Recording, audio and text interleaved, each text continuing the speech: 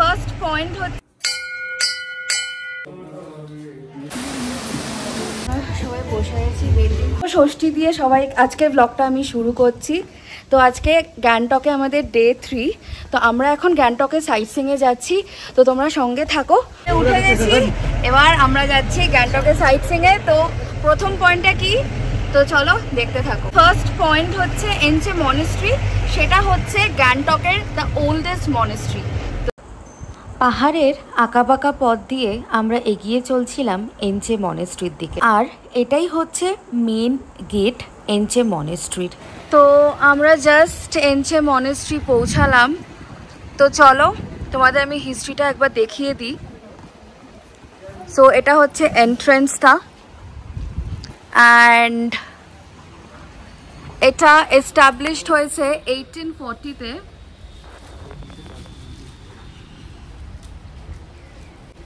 দেখে নাও হিস্ট্রিটা একবার, পজ করে দেখে নিও। অ্যান্ড একটু excuse me, and this is the map of the monastery. এটাও তোমরা একবার দেখে নিও পজ করে। মনেস্ট্রিতে এন্ট্রি করার পরেই আমরা দেখলাম ওদের ক্যাফে ইয়ারফেলটা, যেটা একদম একটা পিওর ভেজ রেস্টুরেন্ট ছিল। তারপরে আস্তে আস্তে আমরা এগোতে রইলাম মনেস্ট্রির ভেতরের দিকে, অ্যান্ড দুদিকেই কিন্তু ফরেস্ট অ্যান্ড পাইন ট্রিজ। এখানেও কিন্তু ডিরেকশনস দেওয়া আছে। এটা কিন্তু একটা খুব বড় এরিয়া নিয়ে, তোমাদের কিন্তু খুব একটা প্রবলেম হবে না। কিন্তু সেদিন কিন্তু বেশ ভালো রোদ ছিল, একদম ঝকঝকে ওয়েদার ছিল। সরু সরু একদম ছোট ছোট সিঁড়ি, আর তার সঙ্গে ছিল মনেস্ট্রির ভেতরের পিস, সিরিনিটি, যেটা এতজন লোক থাকা সত্ত্বেও মানে অনুভবটা আমরা করতে পারছিলাম। এত সুন্দর মেনটেনড অ্যান্ড এত সুন্দর পিসফুল। তো দেখে নাও দুদিকেই ওদের প্রেয়ার হুইল। এই প্রেয়ার হুইলটা কী দিকে তো আমরা অ্যান্ড কেন আমরা এটা ঘোরাবো সেটাও কিন্তু ডিটেলস প্রতিটা পিলার্সের গায়ে লেখা আছে। তো সবাই এটা খুব এনজয় করছিল, এতদিন ধরে যেগুলো চোখের সামনে টিভির সামনে দেখেছিলাম। তো খুব ভালো লাগছিল, আর সবাই খুব প্রেয়ার হুইলটা এনজয় করছিল।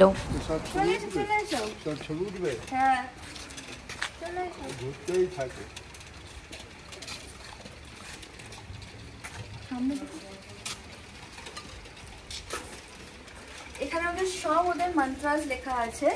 দিস ইজ মানি প্রেয়ার হুইল। এদিকে আসো, এটা ক্যাপচার করো। ওম মানি পদ্মে হাম, এটা হচ্ছে বুদ্ধ মন্দ। এটা হচ্ছে দিস ইজ মানি prayer wheel. It is filled with thousands of একালিভাস শফিয়া মন্ত্রাস। ওম মানি পদ্মে হাম, ওম মানি পদ্মে হাম। এটা হচ্ছে বুদ্ধিস্টদের মন্ত্র, এটা হচ্ছে ওদের শ্লোক। পুরো জায়গাটার একটা ওভারভিউ দিয়ে দিই। সামনেরটা এটা হচ্ছে মেন মনেস্ট্রিটা, দেখে নাও। পুরোটা ওভারভিউ দিচ্ছি, হিউজ এরিয়া নিয়ে কভার। দিস ইজ সিকিমের ওল্ডেস্ট মনেস্ট্রি। মনেস্ট্রিটা আমাদের ভীষণ ভালো লেগেছিল, অ্যান্ড তারপর আমরা কটা পিকচার ক্লিক করে আমরা বেরিয়ে পড়েছিলাম আমাদের নেক্সট ডেস্টিনেশনের দিকে। তো দেখতে থাকো। এখন আমরা সেকেন্ড পয়েন্টে এলাম, হনুমান টক। তো চলো, এটা হচ্ছে দেখে নাও এন্ট্রি হনুমান টক, অ্যান্ড এই উপরে যাব আমরা। অ্যান্ড এখানে হচ্ছে শু স্ট্যান্ড। তো আমরা সবাই আগে জুতোটা খুলে ওপরে যাব। সংকট মোচন হনুমান স্তক, এটা সংকট মোচন জির মন্দির। জয় শ্রীরাম।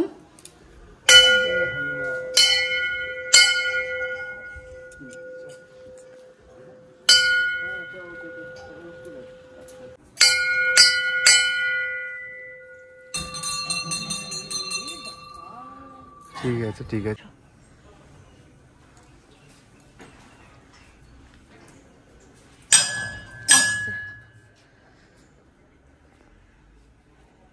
চলো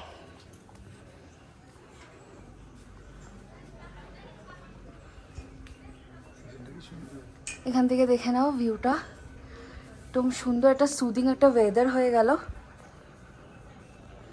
হনুমান টক জায়গাটা ভীষণই সুন্দর, একটু এলিভেশনে আছে, আর এখানে লেখা আছে সঞ্জীবনী পাহাড়ের ব্যাপারে।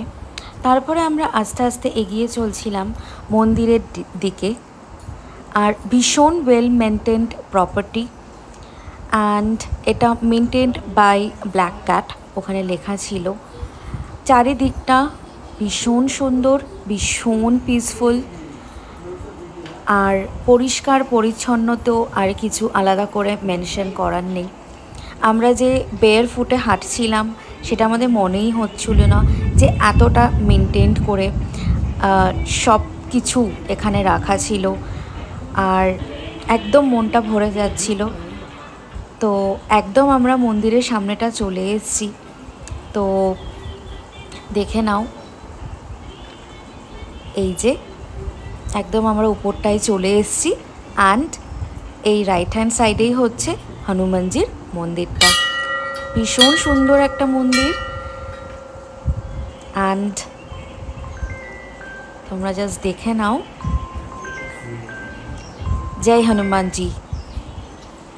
তারপরে এই পাশে আরেকটা মন্দির ছিল, তো চলো তোমাদের এই মন্দিরের ভেতরে নিয়ে যাই।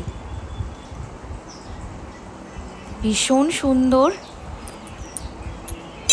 দেখতে পাচ্ছ কতটা সুন্দর ভেতরটা।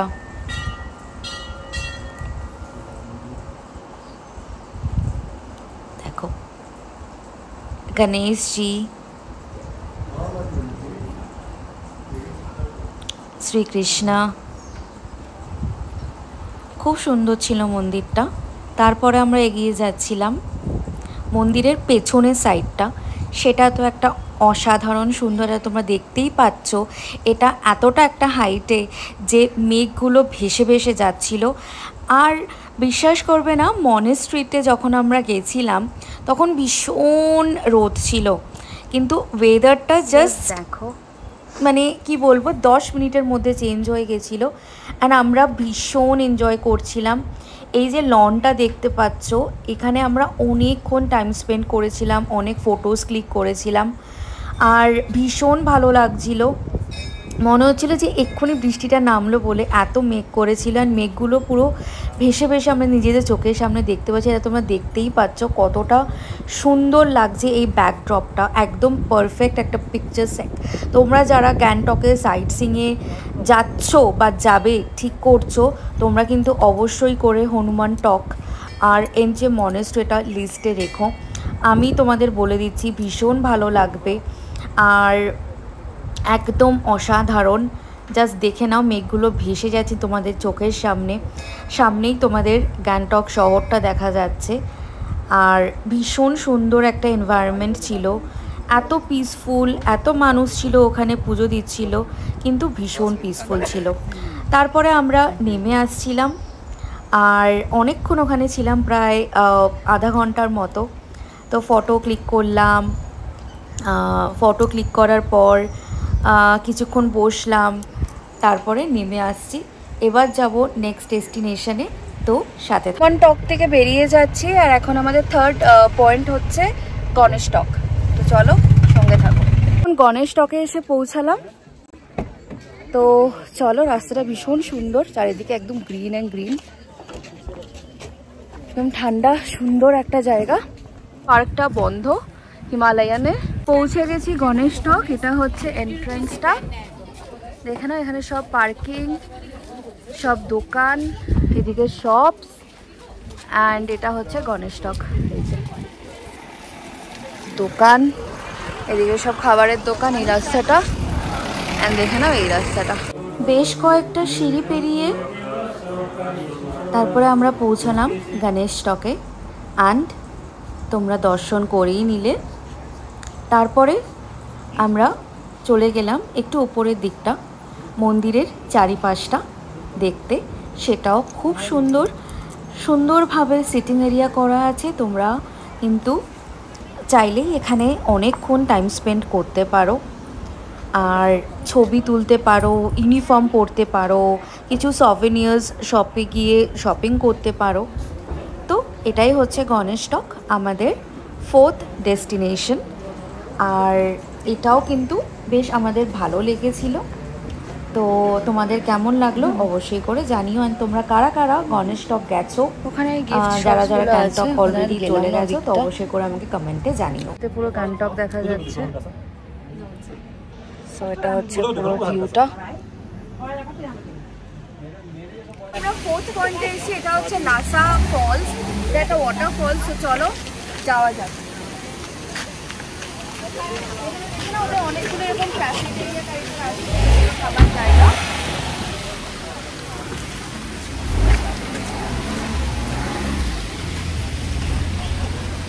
দেখে নাও লাসা।